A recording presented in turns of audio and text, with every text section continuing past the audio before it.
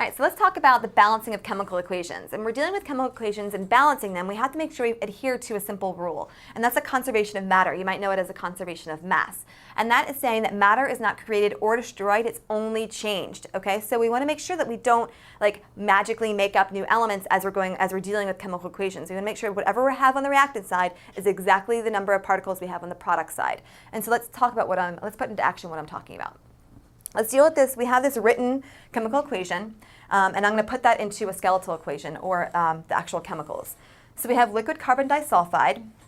Okay, so that's CS2. It's a liquid, so we have to denote that. Reacts with oxygen gas, and oxygen gas is one of our diatomics, so we're going to say it's O2, and it's a gas.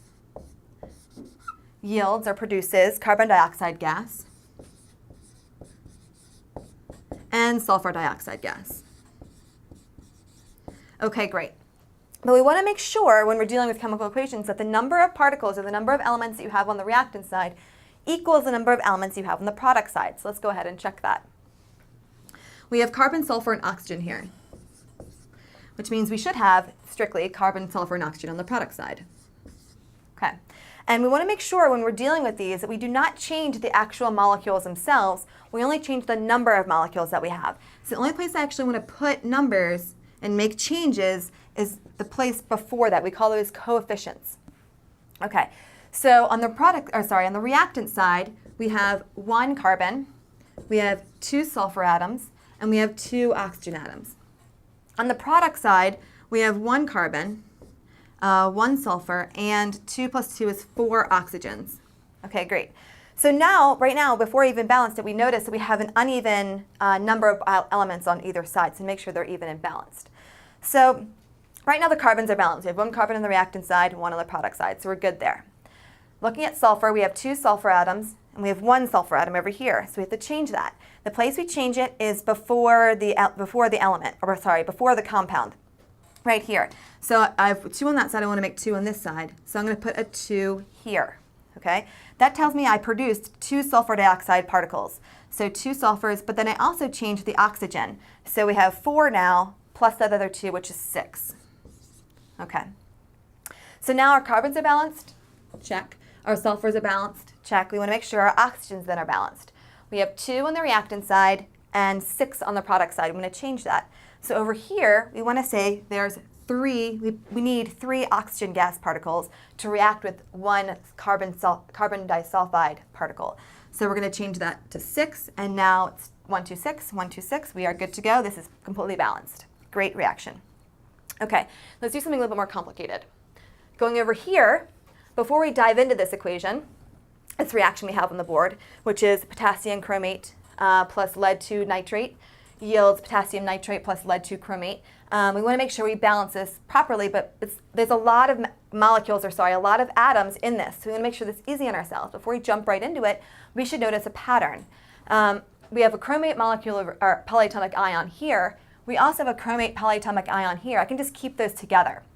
I also have a nitrate particle polyatomic ion here and a nitrate here. I don't have to separate the nitrogen and the oxygen out. I can keep them together since they're on the reactants and product side both. So I'm going to separate everything else out. Potassium, chromate, lead, and nitrate. Oops. And I'm going to do the same thing on the product side.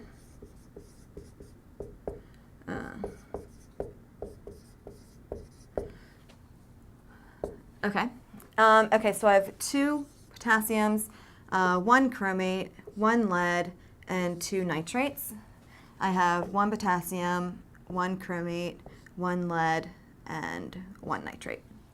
Okay, so let's deal with the first one first. Potassium, we have 2 over here. We have 1 over here. I do not want to put a 2 within the compound itself. I do not want to change this at all. I want to put it in front. So I'm going to make that 2. So I'm going to have 2 potassiums over here, but that also changes my nitrates to 2. And let's see. So we have 2, 1, 1, 2, 2, 1, 1, 2. Looks like the whole thing's done. We are good to go. Let's look at something a little bit more complicated. Let's look at this reaction here. So we have C3H6 reacts with oxygen gas to produce CO2 plus H2O. All right, let's do what we've been doing, writing our elements out. C, H, and O. With Brightstorm, I never get bored learning because all the teachers have really creative ways of teaching. As a Brightstorm member, I never felt alone when I studied. I knew that if I needed help with my homework or studying for my next big test, I could always log on to Brightstorm and find a video with a teacher who would explain it to me. I never thought I could get such good grades in school, but with Brightstorm, it's easy. Seriously, I don't know how I survived in school before Brightstorm. By 2. I can't do this with you two laughing back there. Work it, work it. So if we had, no, that's not right, 3 coplanar points. So have you ever gotten off an airplane? That should be less than. Yeah. Dang. Is it like 500 degrees in here or what? All right, so when you're in chemistry class, you're going to be doing a lot of work. You're going to be starting over. So as an example, we could consider like you've got a chain hanging from two things.